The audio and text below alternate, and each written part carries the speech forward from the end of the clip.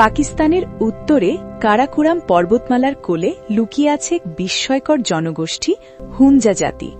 Hunza valley নামের এই উপত্যকায় বসবাসকারী মানুষদের নিয়ে পৃথিবী জুড়ে ছড়িয়ে আছে রহস্য। বলা হয় তাদের অনেকেই ৯০ থেকে ১০০ বছরের বেশি বাঁচেন। কেউ কেউ দাবি করেন ১২০ বছর পর্যন্ত সুস্থ জীবন কাটান। তাদের মুখে কম বলি রেখা, শরীরে নেই ক্লান্তির ছাপ। পাহাড়ি ঠান্ডা আবহাওয়া, বিশুদ্ধ পানি আর প্রাকৃতিক খাবার, এই তিন রহস্যই কি তাদের দীর্ঘজীবনের চাবিকাঠি? আজকের ভিডিওতে আমরা জানব হুঞ্জা জাতির জীবনধারা, খাবার, ইতিহাস আর বিস্ময়কর সংস্কৃতির গল্প। শেষ পর্যন্ত দেখুন, কারণ শেষ পর্বে আছে এমন তথ্য যা আপনাকে অবাক করবে। আমাদের জান পাখির এই ভিডিওতে সাথে থাকবো আমি সাবিকুন নাহার মনি। ভিডিওটি ভালো লাগলে চ্যানেলটি সাবস্ক্রাইব করে পাশে থাকা বেল বাটনটি অল সিলেক্ট করে দেবেন, যাতে করে আমাদের ভিডিওগুলো সবার আগে পেতে পারেন।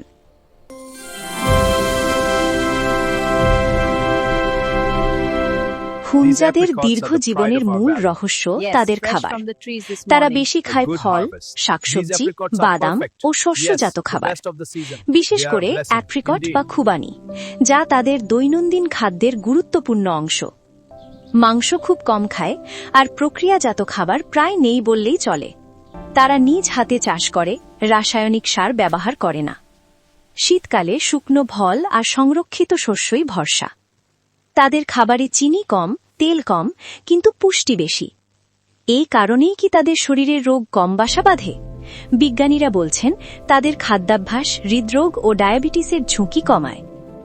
পৃথিবীর সবচেয়ে কঠিন পাহাড়ি অঞ্চলের একটিতে বাস করে হুঞ্জা জাতি। উত্তর পাকিস্তানের কারাকোরাম পর্বতমালার মাঝে হাজার হাজার ফুট উঁচুতে তাদের বসতি। শীতকালে তাপমাত্রা নেমে যায় হিমাঙ্কের নিচে, চারপাশ বরফে ঢেকে যায়। তবুও থেমে থাকে না তাদের জীবন। প্রতিদিন খাড়া পাহাড় বেয়ে হাঁটা তাদের জন্য স্বাভাবিক ব্যাপার। স্কুলে যেতে শিশুদেরও পাড়ি দিতে হয় বিপজ্জনক সরু পথ।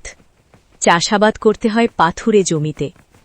নিজেদের হাতেই তৈরি করে সেচ ব্যবস্থা। বাজার দূরে, হাসপাতাল দূরে, তবুও তারা নির্ভর করে নিজেদের শক্তি আর ঐক্যের ওপর।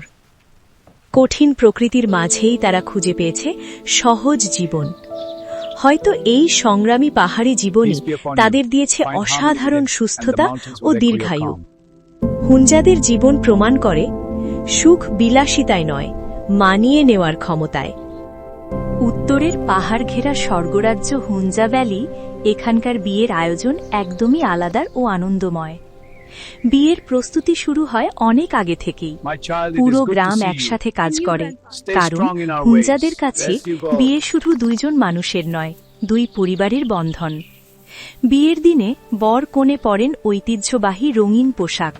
কনের মাথায় থাকে সুন্দর কারুকাজ করা টুপি আর গলায় রূপার অলংকার। চারদিকে বাজতে থাকে স্থানীয় বাদ্যযন্ত্র। ছন্দে ছন্দে সবাই নাচে ও গান করে।